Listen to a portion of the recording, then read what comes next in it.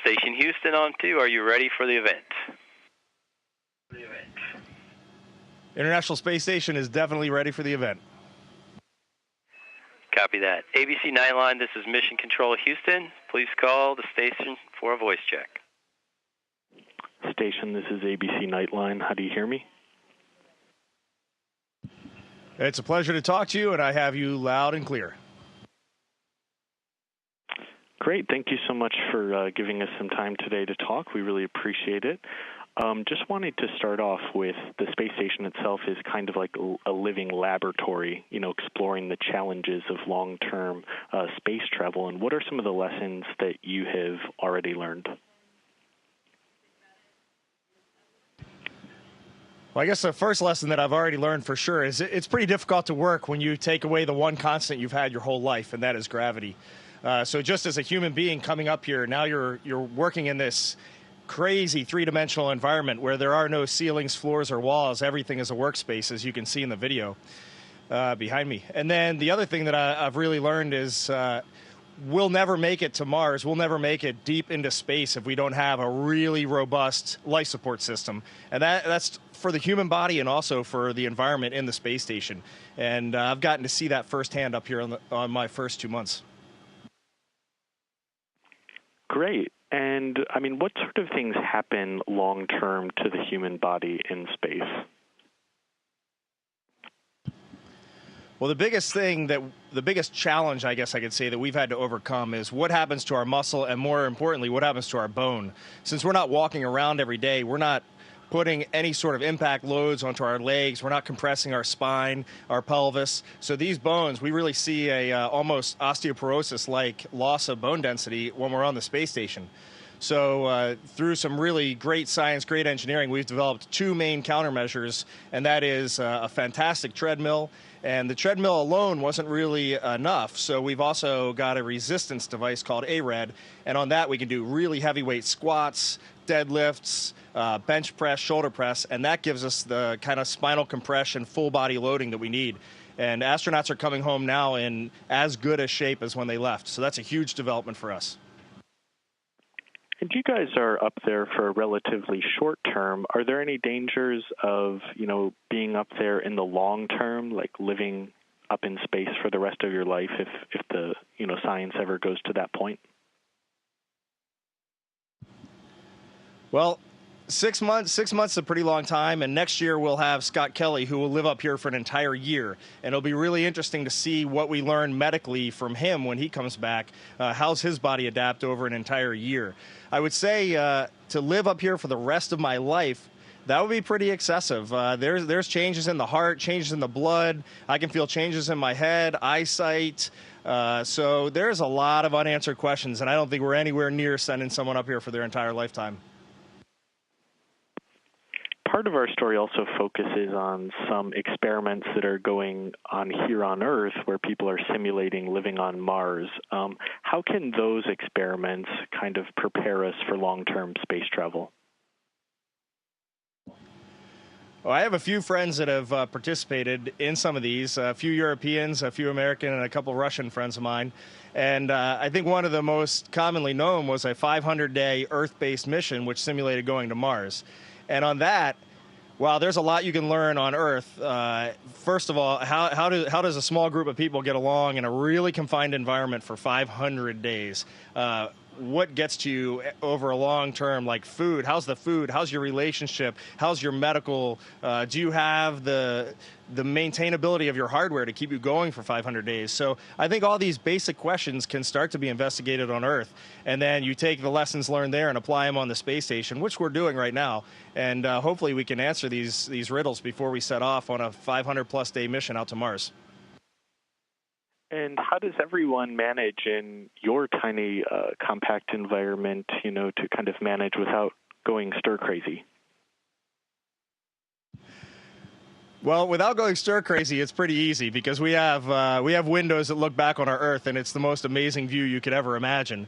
And so any chance we get, we run down there and take a glimpse back at our home planet, and that solves most of your problems. I would also say I'm one of the luckiest astronauts to have flown, because our 6-person crew, we have a German, another American, and 3 Russians, and we're all super good friends. Every Friday night we gather around the dinner table.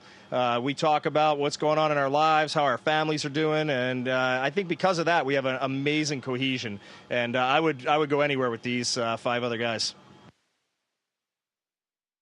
So what would you say are, some of the things that you miss most and some of the things you appreciate most about being in space?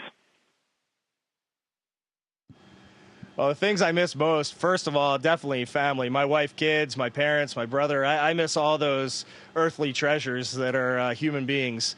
I was thinking the other day, I definitely miss pizza. I really, right now, after 2 months in space, I miss this simple act of just sitting down on a couch and that relaxing feeling you get when you sit down. I look around the space station, there's not a chair up here because we just don't need it. You just lift your legs up and you're sitting. So I miss some of those little things. But there are so many ways to compensate for that up here in space. Just living without gravity, the things you can do, floating around, moving 500-pound objects with your fingertips, and like I already said, just take one glimpse at the Earth, and your heart runs kind of crazy. It's fantastic. Great. Are there any ever moments of loneliness?